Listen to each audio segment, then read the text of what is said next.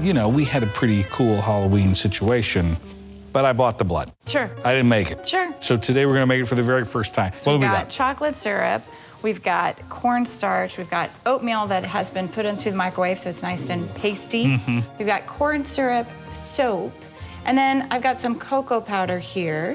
So we're going to use these household ingredients to mix up some blood that will work on stage. The stage blood thing, which is available to a lot of people, you can buy it at the grocery store during Halloween. Love this. Is nice and colorful. It's got good consistency. You can even spray it if you want that effect.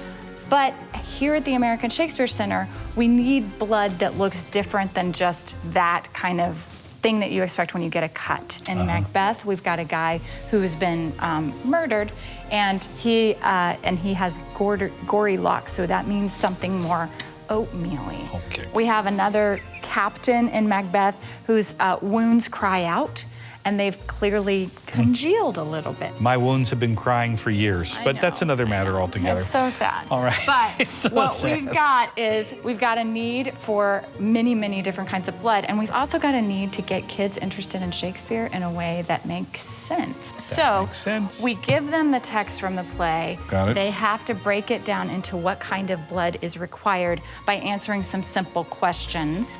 And then The blood Q&A. yes, and then they follow a flow chart Uh-huh. and they get a recipe and they start making the blood. Giving myself a voluntary wound here in the thigh, she says. Mm-hmm. And so she's clearly showing that. So we need to make the wound.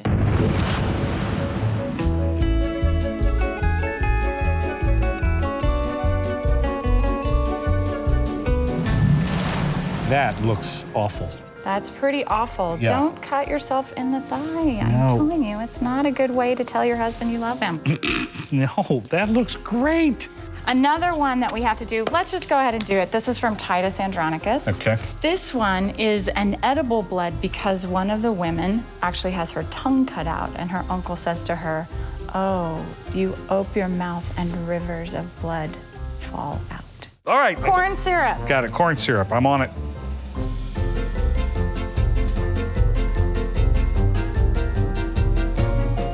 So you're gonna put this in your mouth, and then you're gonna lean over, and you're gonna let it all come out of your mouth. Oh, that's good. That's good. Ugh. How's it taste? Pretty good. I have a feeling I'm gonna taste it all day. That would work for a bloody mouth. That is that, but look at that. Look at how nasty that looks. That's so like the a war color wound really coming did right work off of out. there. Yeah. So we could even put that on your head, and it would look like you're, you know. This is perfect. Look at how all of this works. All of these things are available at the grocery store.